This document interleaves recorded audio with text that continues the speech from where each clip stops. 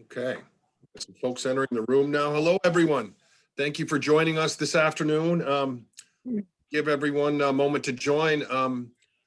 Please feel free to get in the chat and let us know where you're coming in from today.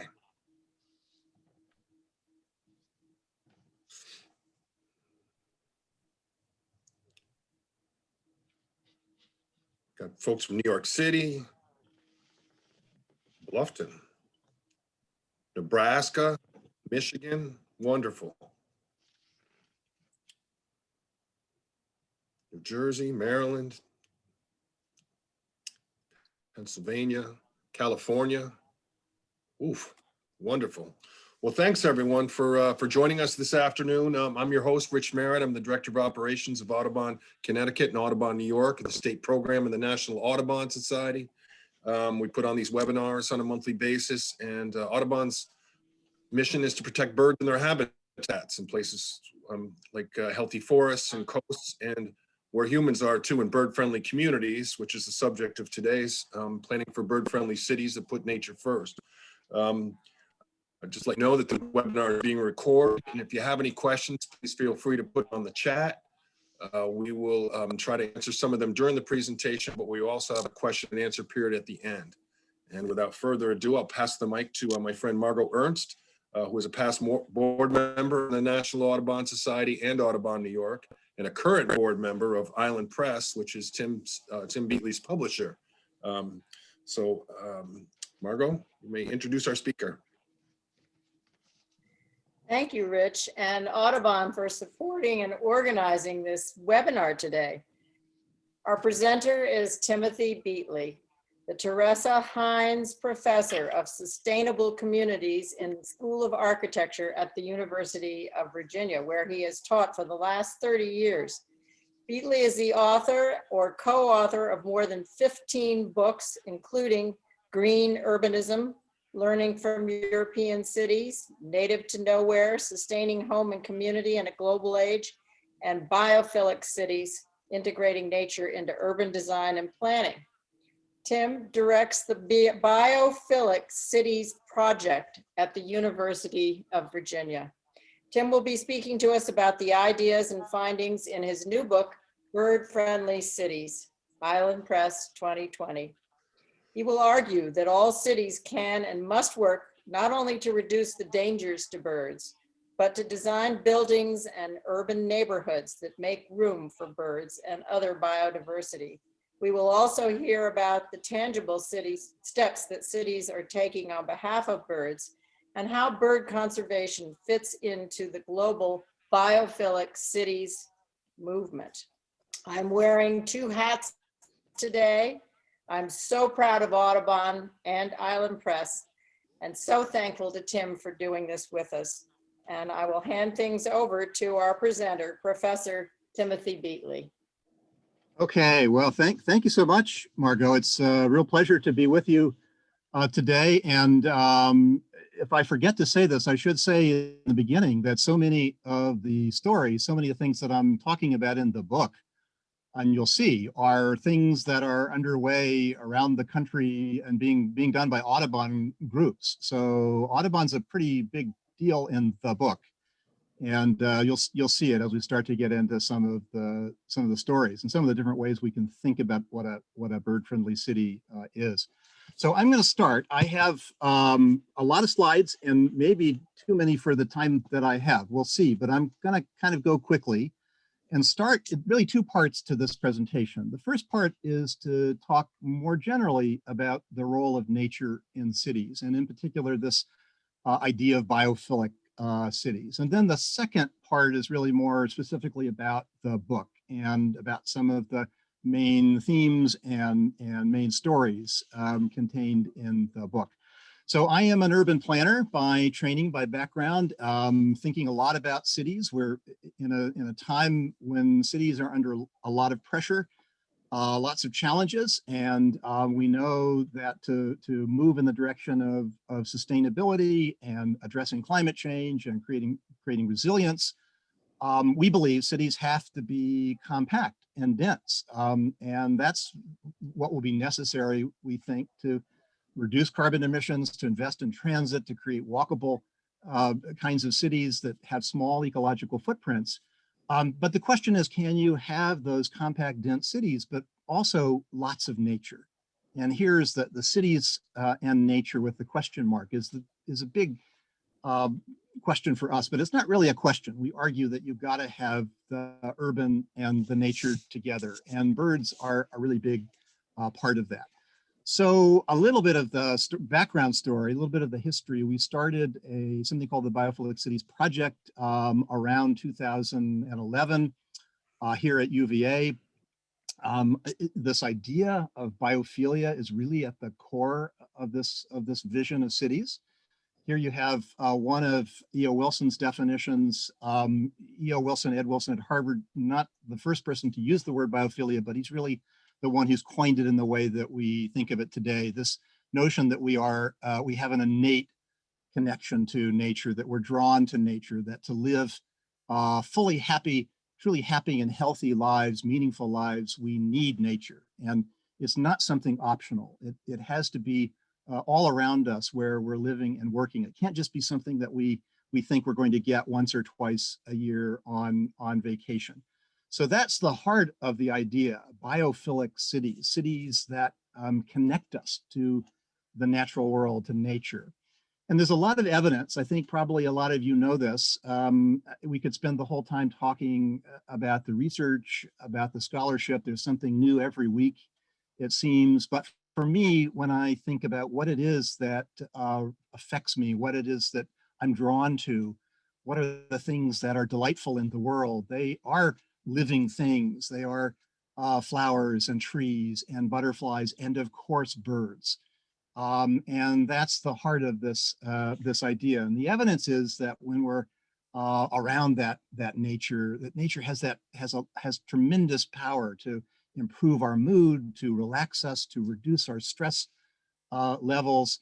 The evidence coming out of Japan around forest bathing, which is what this article is about, that as you walk through a forest, at the end of that walk, you will see your stress hormone levels go down. That walk through the woods boosts your immune system. So nature does so many things for us.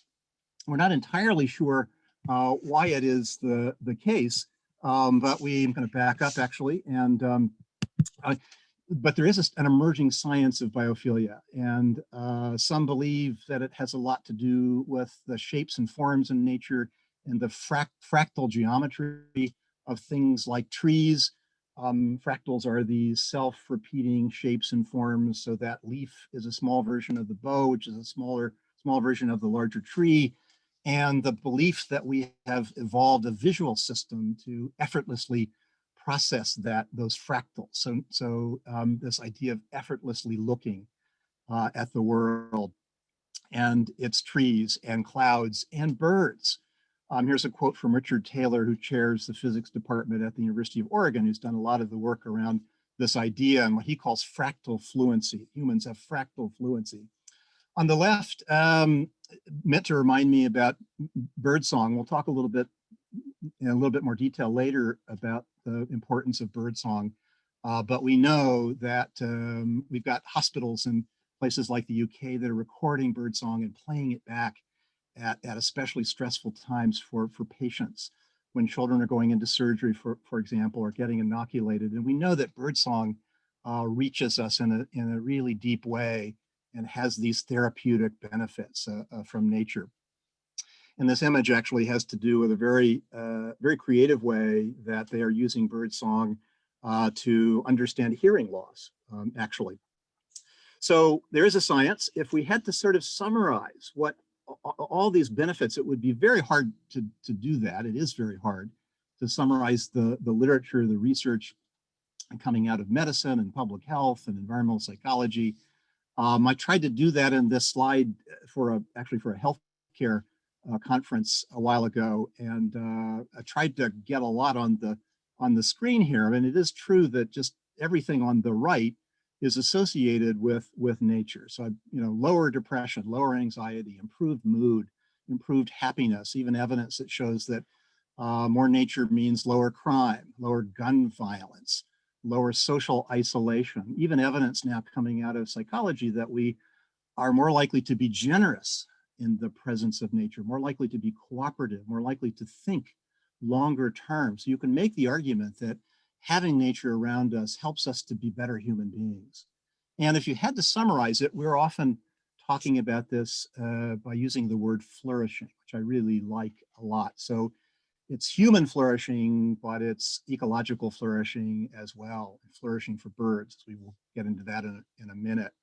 And for me, the word flourishing is important because it's certainly pleasure and delight, but it's also meaning and purpose in life. And nature provides that in a way almost nothing else does.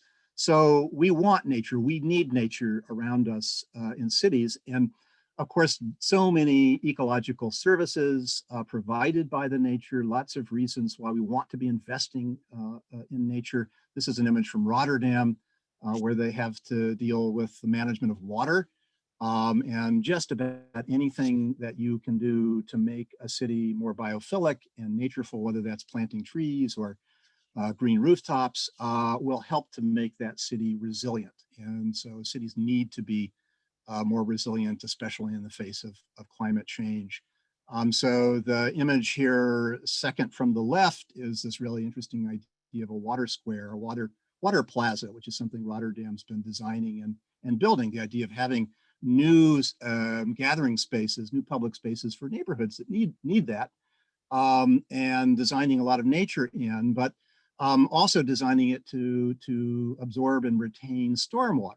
So for most of the time, that space is something that benefits the community. It's public space, it's basketball courts and again, nature, but a small percentage of the time it is going to retain stormwater. So there are a lot of reasons, again, for why we need to have nature. And our vision of biophilic cities is one where nature is not something peripheral, it's not secondary, it is a primary design element. So we have a network of biophilic cities. We started this network really in 2013, and you can join as a partner city. And there, if I forget to say this, please go and visit our website, biophilic-cities.org, and a lot of information there about how you join as a partner city. You can join as an individual, just going online and signing a pledge, and you'll be part of the network. But we spend a fair amount of time talking about what it means to be a biophilic city. And so just a handful of slides here that talk about that. And I've already used this word connection. Biophilic cities are cities that connect us deeply to the nature around us. And it's very much about bringing nature into buildings and designing buildings that are biophilic and natureful, but it's beyond those buildings as well. It's all of the spaces between the buildings, from the room or rooftop all the way out to the region or bioregion, and all of the levels in between, ideally integrated. So cities that connect us to nature. And it's those nature connections also, we've discovered that connecting to nature helps connect us to each other. Nature is a very effective way to facilitate those social connections. Our vision of biophilic cities is also one that understands the important role that cities have to play today in conservation. We're in the midst of this massive global loss of biodiversity. Cities can be a partial antidote to that. So our notion of cities are places, spaces that make room and share space with other forms of life. And that brings in an ethical component and a need to coexist, and an important role that we make room, and we actively work to minimize conflicts, to make spaces with lots of other forms of life. We benefit greatly, and we can contribute to the conservation challenge, global conservation challenge as well. Birds certainly fit into that equation also. So if we had to sort of summarize where our partner cities are going in our biophilic cities network, and how this vision of biophilic cities is gaining traction, I would say this building is probably a good representation. This is actually a building in Singapore. Singapore is a partner city, one of our first partner cities in the biophilic cities network. And they, for many years, called themselves a garden city. And more recently, they have shifted and have been calling themselves a city and a garden. And that's really seems like a little change, but it's profound. And the idea that we don't just want cities where there are places of nature, bits and pieces of nature that you visit. You have to walk to the park or to the forest, but rather we want to live in the park. We want the city that is the park, a city in the garden, a city in the forest. And increasingly, actually, Singapore is even more assertive and more ambitious in how they're framing their city state, and calling themselves a biophilic city in nature. And a whole variety of impressive planning policies that help to bring that about. This is one building, the Park Royal Hotel. In Singapore, there's something called the landscape replacement policy. So whenever you build something like this, you have to at least replace the nature lost at the ground level with the same or more nature in the vertical realm. And so this is a building that actually replaces that ground level nature by more than 200%. You see some of the nature here. It's green roofs and sky parks and this flowing, beautiful nature kind of covering the facades. But now there's a friendly competition in Singapore between builders, developers, architects to see which buildings can maximize that ratio, that can do the most to sort of replace that ground level nature with vertical nature. So we say that the vision of a biophilic city is a whole of city approach. So again, room or rooftop, that building scale, all the way to region or bioregion, and all the spaces in between. And again, envisioning this immersive nature, the city of immersive nature. This, by the way, is Helsinki on the left, and a wonderful integrated green spaces network in that city where you can move from the center of this dense city all the way out to old growth forests at the edge of the town, of the city. So we know that we spend a lot of our day indoors. We want to bring more nature inside, but we also want to propel us outside. And so there's, we talk about the sort of matrix of urban nature. So there's an indoor-outdoor continuum. We want to increasingly overcome the barriers too between indoor and outdoor. And here you see, again, the continuum of building to larger scale region. And on the lower right is the ravine system in Toronto. Toronto is our newest partner city. So we want to move again from a city that sees the nature as a few discrete elements to a complex system. And cities are ecosystems, to be sure. It's also the case that many of the things in a city may not seem to harbor nature, right? Partly this is about reimagining those built spaces as places of nature. So here's Pittsburgh. Pittsburgh is also officially in our network, and their notion of nature is really all of these things: a connection to water, parks and forest canopy. They're quite proud of their 42% tree canopy cover, but it's also green rooftops and designed nature, and a wonderful story of the installation of swift towers in parks throughout the city and throughout the region. So, but looking at this, we want to look at that bridge. That bridge wouldn't seem necessarily to be very natureful, but it is a habitat, and it could be that there's a peregrine falcon nesting there. So it's a really new kind of way of looking at the city. So we have, I mentioned 24 cities now, and scores of other cities that we're in conversation with. We're hoping to grow this network and to expand it around the world. We usually get good press when cities join the network. They are required to submit an application that that talks about the ways in which they are already committed to nature, but also their aspirations for the future. They have to adopt and monitor a certain number of metrics over time.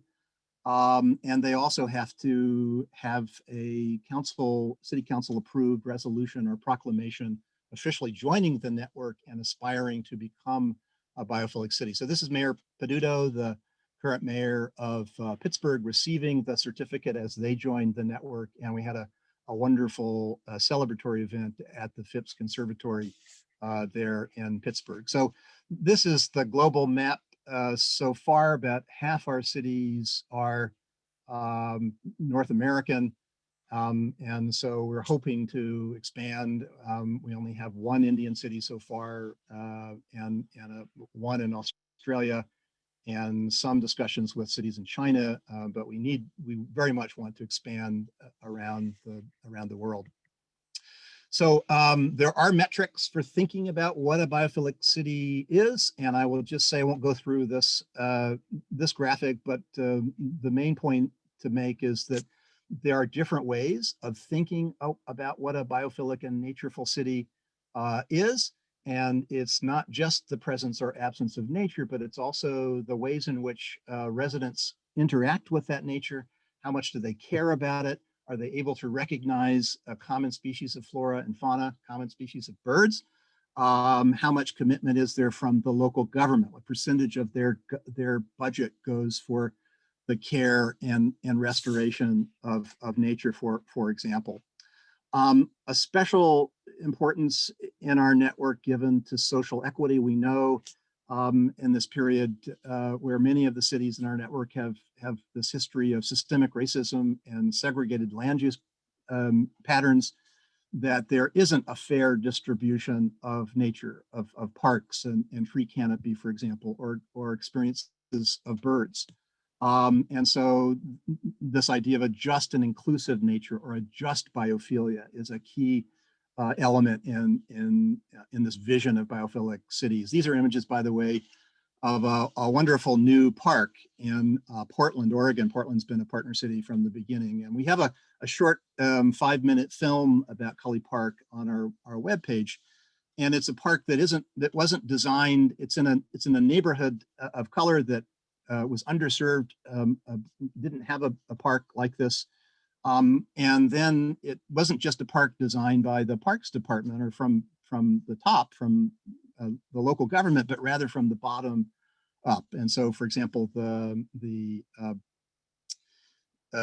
garden you see on the lower left, those raised beds were in fact designed by kids from the neighborhood. So we know that cities like these are images from Richmond, Virginia, capital of my state. We know that we've got to address and work on overcoming these profound inequities when it comes to nature. And so Richmond is a wonderful example. Here you have a wild river, the James, class 4 rapids, this wild river just a few hundred feet from a very urbanized downtown. But neighborhoods of color don't have the same access to that wonderful resource, and their tree canopy cover is much lower. And so this is a new comprehensive plan for the city that's setting some ambitious nature targets that are meant to address these inequities. So they will now have a minimum tree canopy cover target, and every Richmonder will hopefully be within a 10-minute walk of a park. And it's a wonderful story, an emerging story. This is LeVar Stoney, the current mayor of Richmond, and he has made this a priority.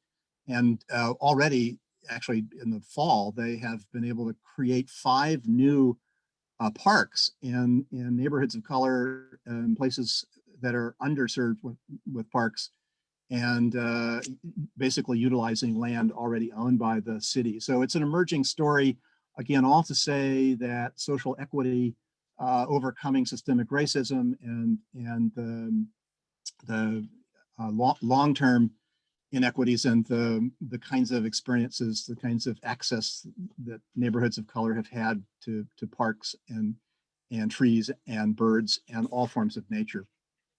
So a lot of information on the Biophilic Cities webpage about what our different member cities are doing. This is just a kind of little snapshots of what our cities are doing. There's no one model.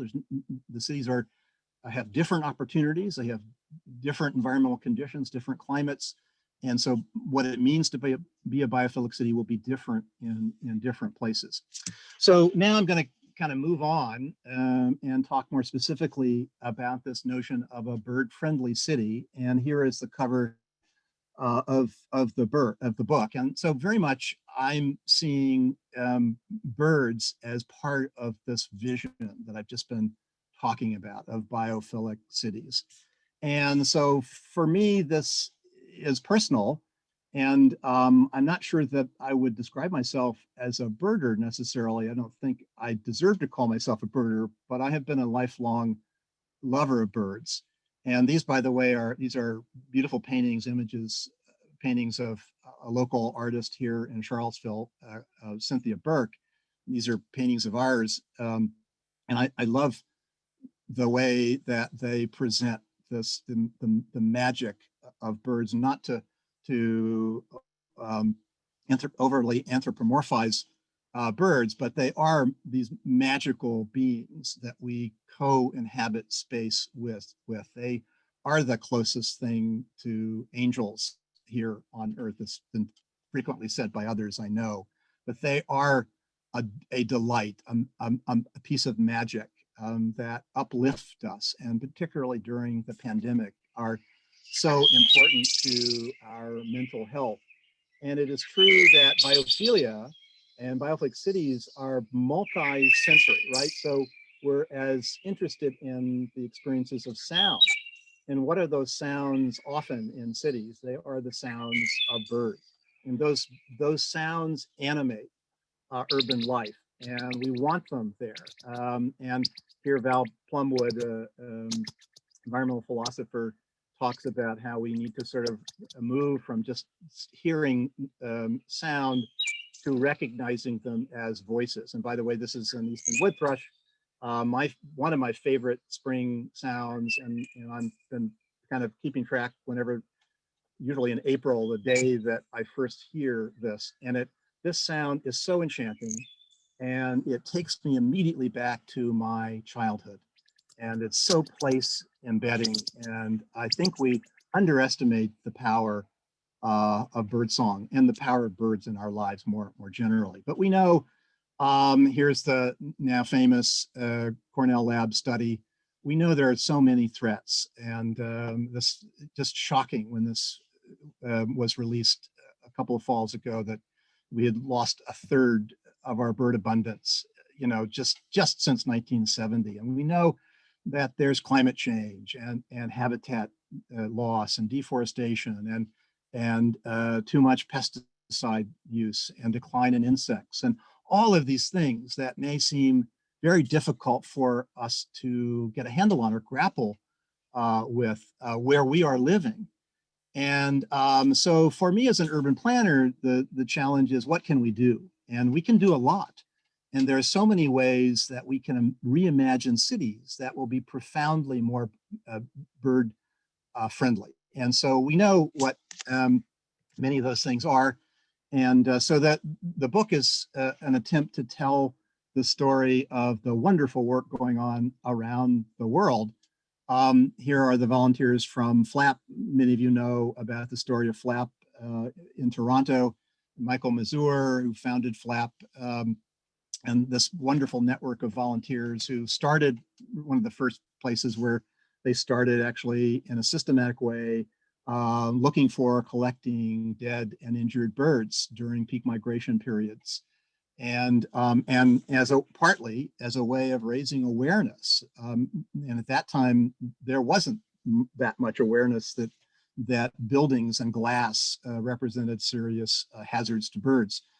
We know, and you all know, the estimates that 1 billion or more, up to 1 billion, maybe more than that a year in North America or the US are killed from bird strikes. We know that birds don't recognize windows as barriers in the same way we do. Perhaps they see the reflected clouds, they see the reflected vegetation.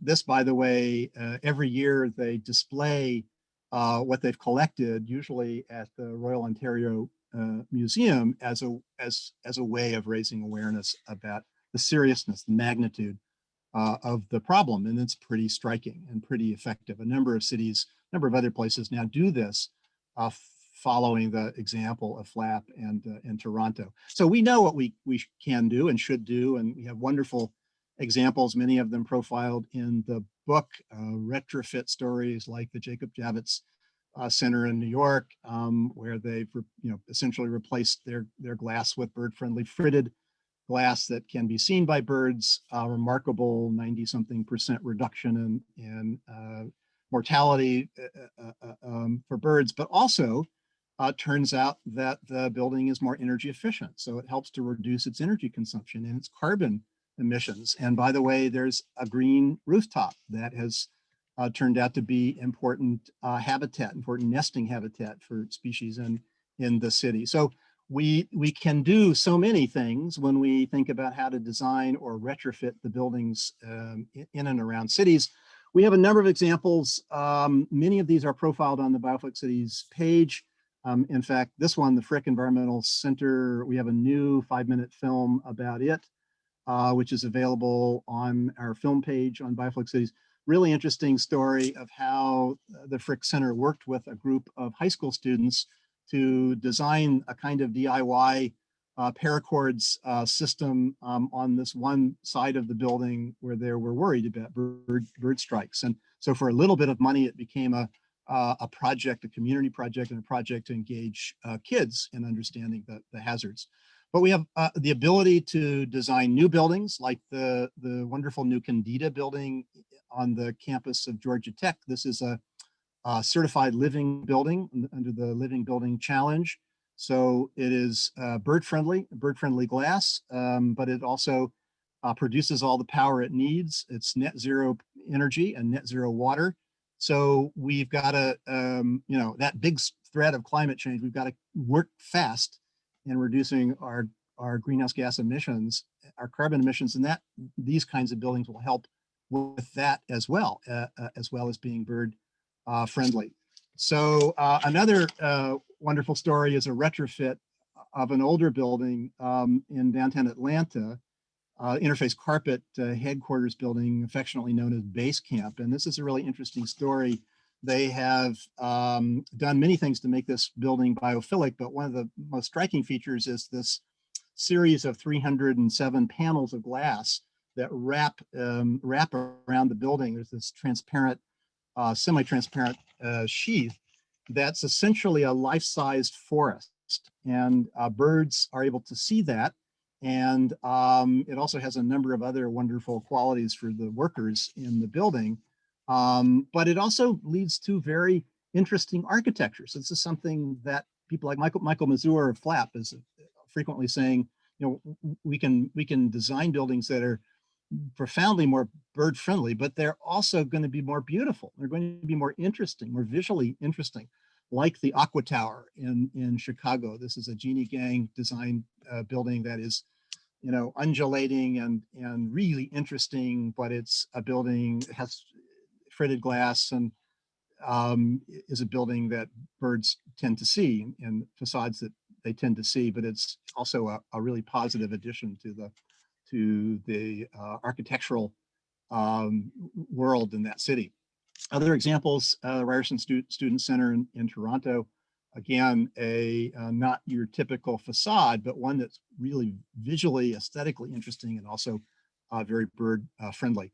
I was reminded, there's a shout out to a new friend that I have, Jim Cuby, who is a volunteer with the Sun City Audubon Club in South Carolina, who had pointed out to me that, it's great to talk about these tall buildings and these commercial buildings, but let's not forget about the average home. Let's not forget about suburbia and the single family home.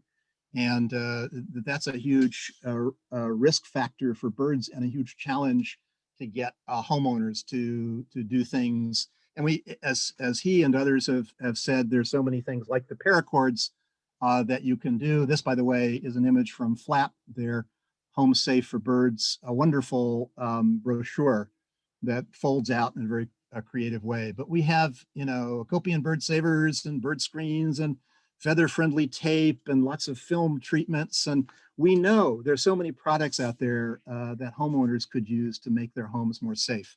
Okay, very quickly, I'm an urban planner, so I do think one of the themes of the book is that we need to incorporate birds more squarely into the planning that we're doing for cities. And if you looked at these randomly chosen comprehensive plans, these are American cities, you will find almost nothing about birds in them. Almost no reference, if you're lucky to find any reference to birds. I think that's got to change. We have some wonderful emerging examples. One example talked about in the book is Vancouver, where they actually have a municipal bird strategy, Vancouver Bird Strategy. And it lays out a vision for their bird-friendly city. It talks about key opportunities for protecting birds and bird habitat in that city, ways of expanding bird watching and bird-related tourism, also reviews key challenges that have to be confronted. And in that city, a number of interesting programs, initiatives, policies, including a really interesting process that they went through to choose their permanent city bird. And they had thousands of people voting for the city bird and choosing in the end a black-capped chickadee that received 75,000 votes, by the way. I do believe that our land use planning in and around cities has to incorporate consideration for birds. We can do this. These are images from Edmonton, our partner city, Edmonton, Canada. They have been wonderful connected landscape, ecological connectivity, orientation to the planning that they're doing in their city. They've constructed 27 wildlife passages now, and they're imagining their city in terms of how animals move through it, including birds. So they've done some circuitscape modeling using this idea of circuit theory, electric circuits, and the idea of kind of identifying those places that represent blockages or for birds and trying to overcome them in the planning interventions we engage in cities and the kind of land use planning we do. So more of this kind of work, resistance mapping, circuit theory would be very helpful as well. It's coexistence on the way to co-flourishing. Here's just a little bit more about their ecological network approach. We have a short film on our webpage about Edmonton's approach to ecological planning, which is really quite wonderful if you have a few minutes to watch that as well. So many other things that we could be doing in cities. Vitoria-Gasteiz, the capital of the Basque Country in Spain. This is an example of bringing a stream back to the surface, a small river actually that was underground in a pipe, bringing it back to the surface, important ecological habitat, important human habitat, important bird habitat, and it's turned out to be a huge draw for people in this city. We need more water in cities, but what we don't need probably are chlorinated, sterile, energy-intensive water features like the one in the upper right. And what you see here is a story of the conversion of that sterile chlorinated system on the upper right to what has become a native biodiverse wetland. And this is in the middle of a city. This is Perth, Australia, Perth, Western Australia. And we actually have a 6 or 7 minute film about this wetland story, which is really wonderful. And it's wonderful habitat for birds as well. We have to do everything we can to protect the larger blocks of habitat that we have in cities and to restore habitat where we can throughout the city. Again, on the right, another image of the ravine system in Toronto, which are major movement corridors for birds. On the left is a wonderful story, wonderful and bittersweet story, actually, of a Banksia forest, ancient forest that was threatened by a highway expansion project in Western Australia. And there's a whole chapter about this in the book.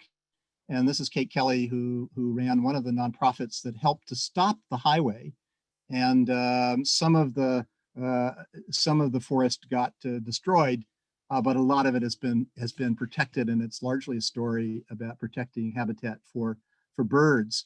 And one of the stories that I tell in the book is connected to that landscape. This is ancient and sacred land for the Noongar people, Aboriginal community in that part of Western Australia. Noel Nanap, who's an elder, talks about their totemic culture.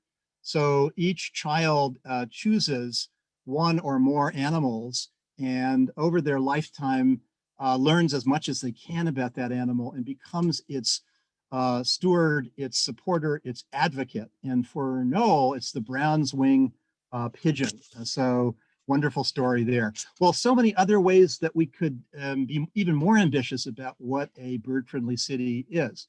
Bird-friendly, just as with biophilic cities, we're cities that love nature, but it's not just local nature, it's nature that may be more distant. So we believe that biophilic cities and bird-friendly cities need to exert leadership in the larger world. And that might be support for conservation of larger intact ecosystems like the boreal forest and how important that is. It might mean that cities along the migration routes of birds actually join together. And we're seeing a lot more cities doing city diplomacy, city to city treaty making.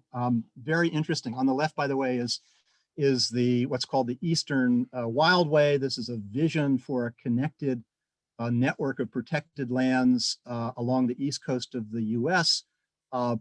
Something developed by the Wildlands Network. Here's another version of it on the left. I think that cities have to begin to work beyond their borders. And we have lots of positive examples of that.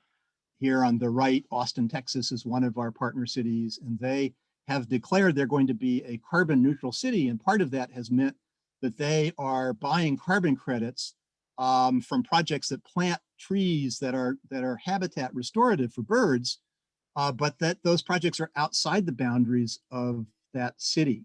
So cities can show leadership. They can help to propel forward the biodiversity conservation, the bird habitat conservation that needs to happen beyond cities.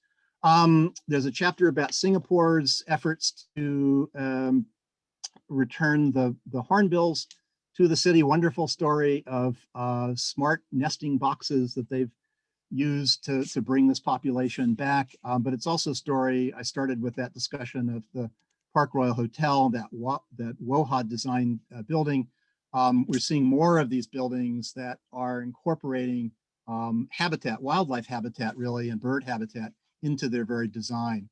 And in Singapore, the idea that you can design a building that will, again, replace or restore the nature that might have existed there pre-development. And this is a wonderful hospital in Singapore, KTPH.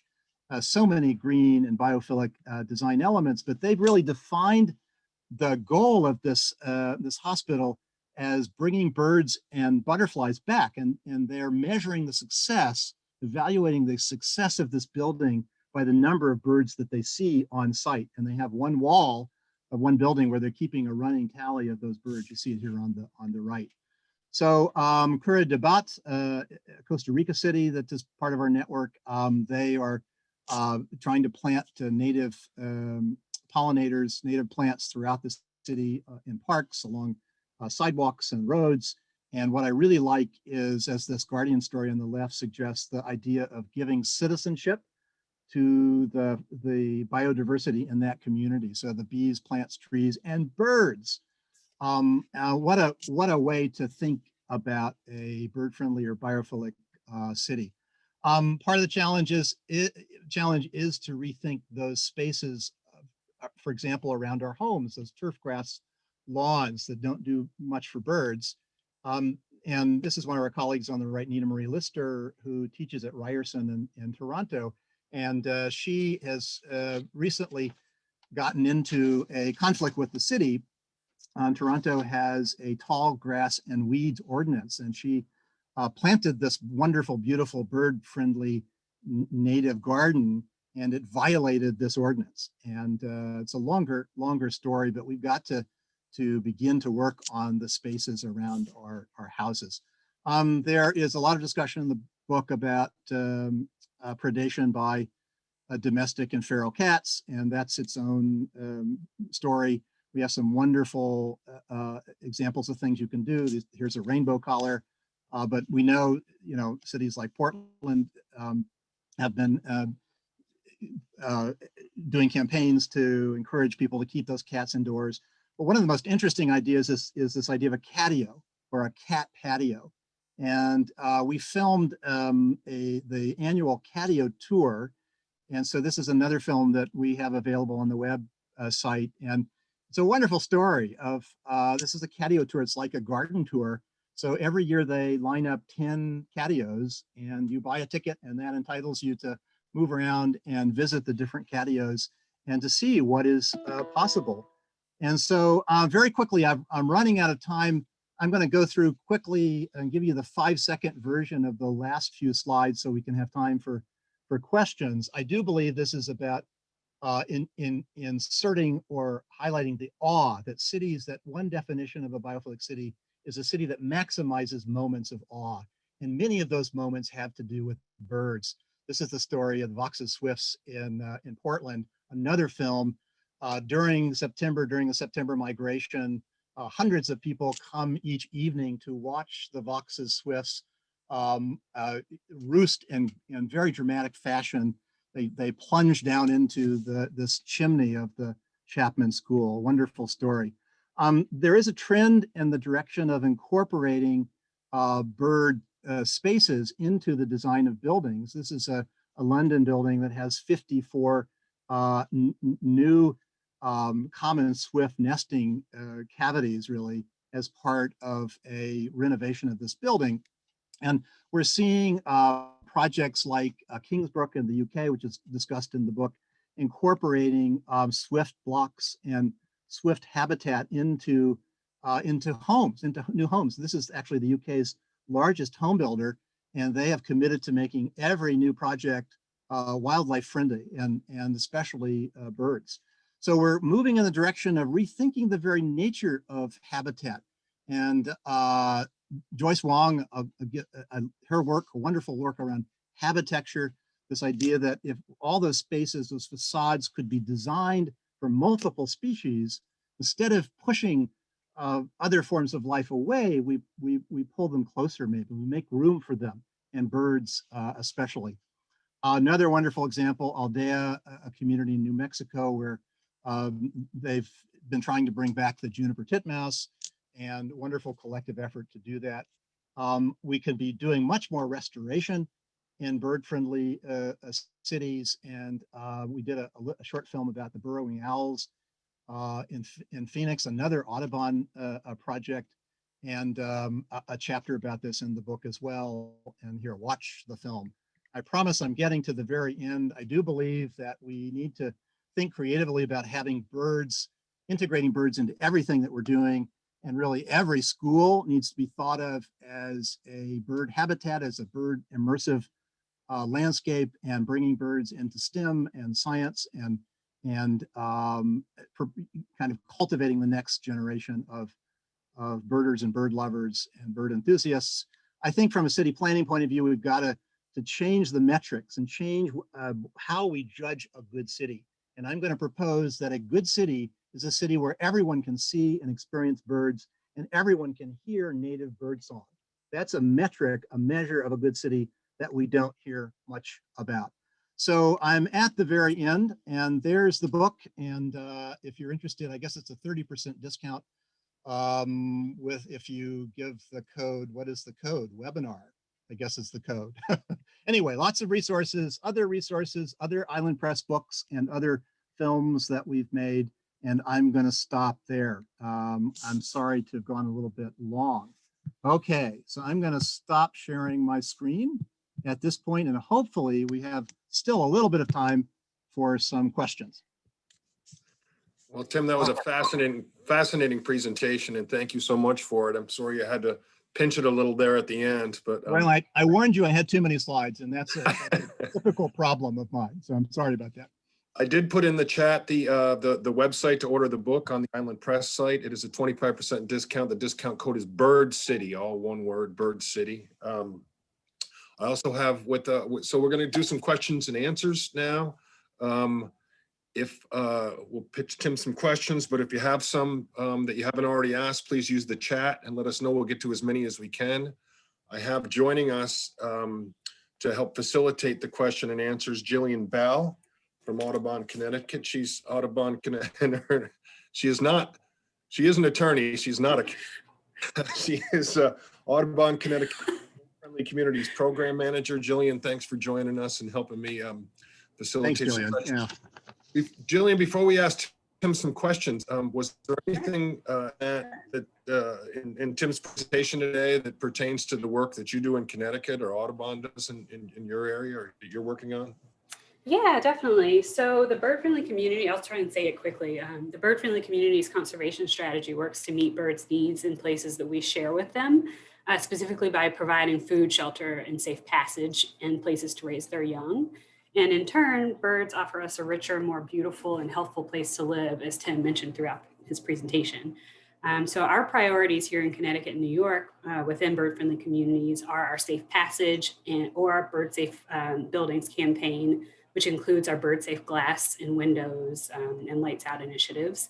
Our Plants for Birds campaign, in which we seek to restore native plant habitat for birds at community members' homes, in parks with our Urban Oases program, on school grounds with our schoolyard habitat program, where there's some integration into the curriculum like Tim was just mentioning, and beyond.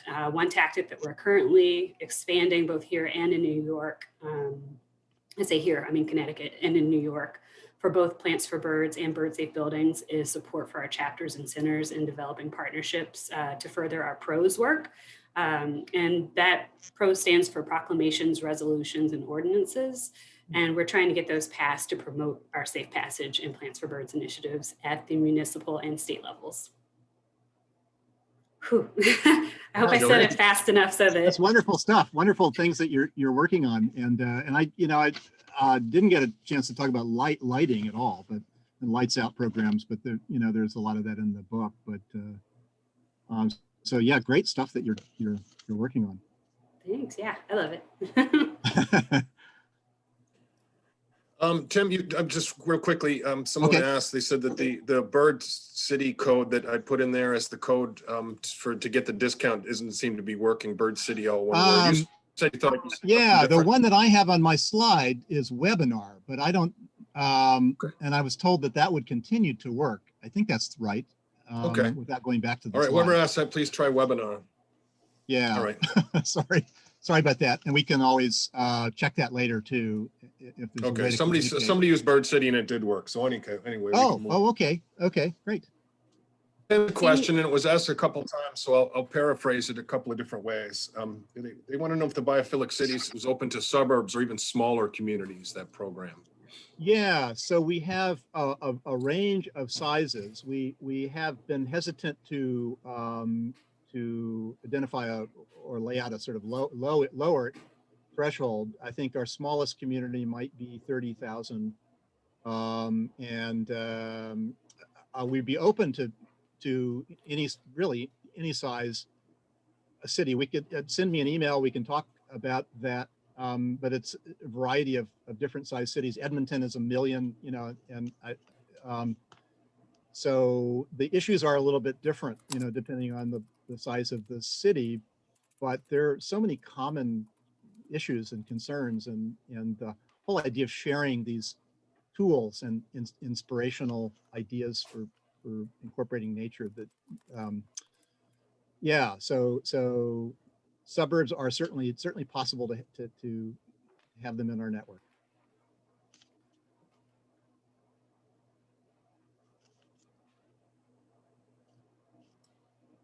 Somebody's asking for my email. I'm happy to. Usually I have a final slide, but Beatley, Beatley @virginia.edu. So do send me any questions we don't get to answering today, or comments, or conversations that you want to start, or cities that you think would, could possibly want to join the network. We have a question from Peter, who is asking, can you discuss the need for insects for birds and how people deal with those insects? Yeah, and I think that's been a lot on our minds a lot, right? That with this decline in insect populations, and in the book there's an interview with Doug Tallamy, and he talks about lighting, exterior lighting, and the impact on insects. It is an ecosystemic challenge for us, right? We want to create the conditions where the food sources necessary to sustain birds are there, and so that means we have to think about, we got to radically reduce the pesticide use if we can. The shift to neonics, much more toxic forms of pesticides and herbicides, especially if we're talking about a bird-friendly city. We need to follow the examples of cities that are prohibiting the use. We have a control over a lot of public spaces, right? So cities like San Francisco that have weaned themselves away from applying herbicides on parks. That would be a really easy thing to do. So we've got to think about that. We've got to think about lighting. We certainly have to think about native plants. And this is the thing that Doug Tallamy, I think, makes such a compelling case about, that when you look at what almost every, bird, almost every species trying to feed its young with caterpillars, in remarkable numbers of caterpillars that are needed, and the number of caterpillars that'll be supported by a white oak tree, at least a native tree in my part of the world, is so much greater than what a non-native tree or non-native bush might provide. So back to that admonition to try to shift to native lawns, native spaces, move away from that biologically sterile Kentucky bluegrass or whatever it is lawn, and to do things that will create the food sources that will be essential to support birds. Mm-hmm. I was just looking at something about, or I was talking to somebody about this earlier today, and it's like 537 different caterpillar species are supported by oaks versus like 4 for ginkgos. Doug would say those are special. There are big, super powerhouses. Powerhouses, right? He has a word for it. Is it powerhouse? I forget. Oh, I don't know. I think white oaks are his favorite tree too. We have another question. Are cities incentivized financially to provide green space? The High Line was not welcomed, and now it's a top draw for New York City. Yeah, I mean, we have a lot of evidence that investing in nature has lots of economic returns, right? I mean, we know if you look at a comparable homes, the one that has trees will carry an economic premium. The market system recognizes the value of nature, right? So, and the High Line is an example of where it's a double-edged sword. So that's right, has stimulated a lot of development around it. Unfortunately, a lot of that development has been luxury housing, and it's had the effect of increasing the price of housing and displacing residents who were there, the residents of Chelsea neighborhood.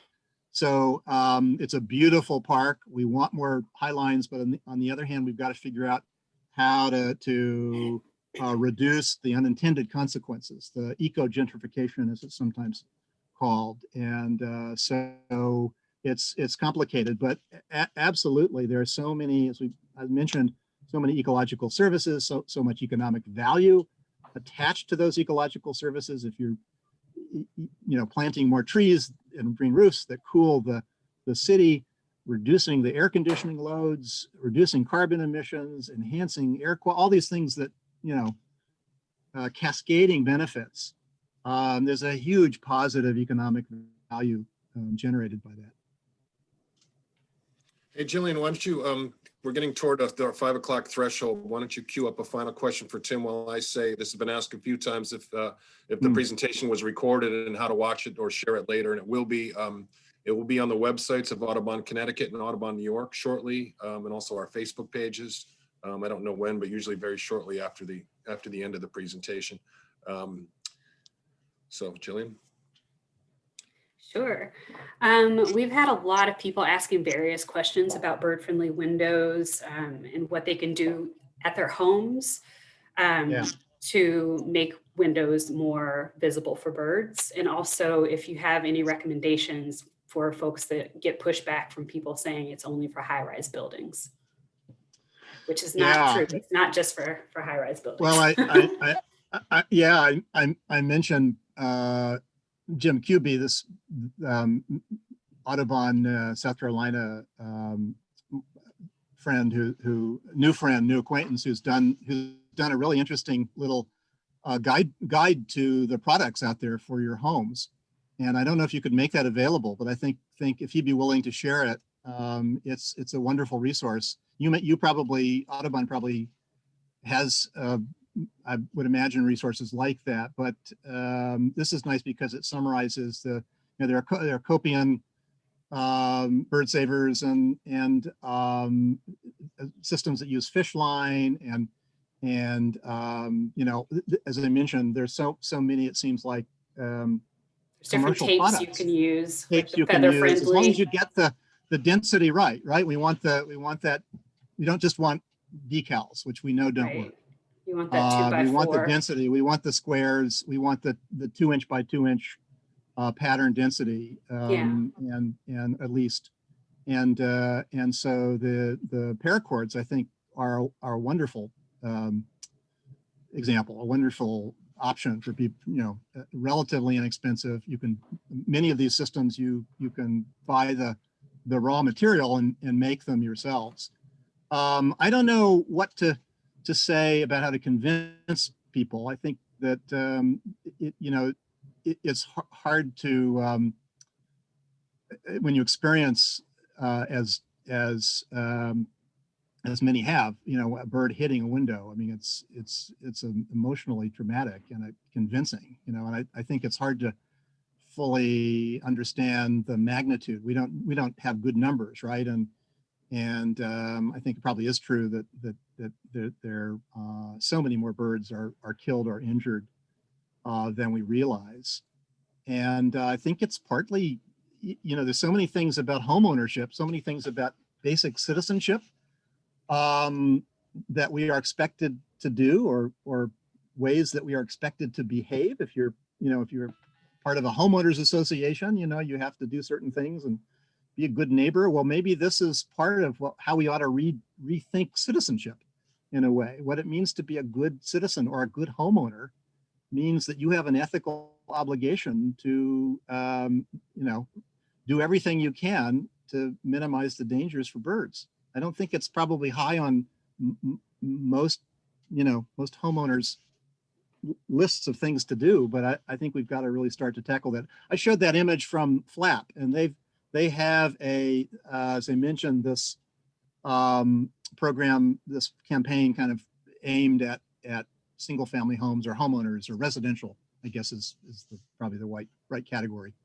And I think going to the FLAP's webpage, you'd find a lot of wonderful material and resources that might help in convincing neighbors, talking to your neighbors about what they could do or what you could all do together. I think that would be a really interesting way to do it. Tim, thank you so much. It was, we had many dozens of questions. We're not going to get to them all. If anyone has a burning question, you can email it to Audubon Connecticut or Audubon New York, and we'll pester Tim indefinitely until he answers all of our questions. Happy to. Thanks so much for joining us, Jillian. Thanks so much for coming and assisting here on this presentation. Sure, and before we sign off, I just want to tout our presentation next month. We'll be on March 17th. Author and ornithologist Ken Kaufman will be joining us to talk about the geography of migration, to get us all excited about the forthcoming spring migration ahead of us. So thanks again, Professor. And thank you very much. Thanks for having me. Everyone for joining us.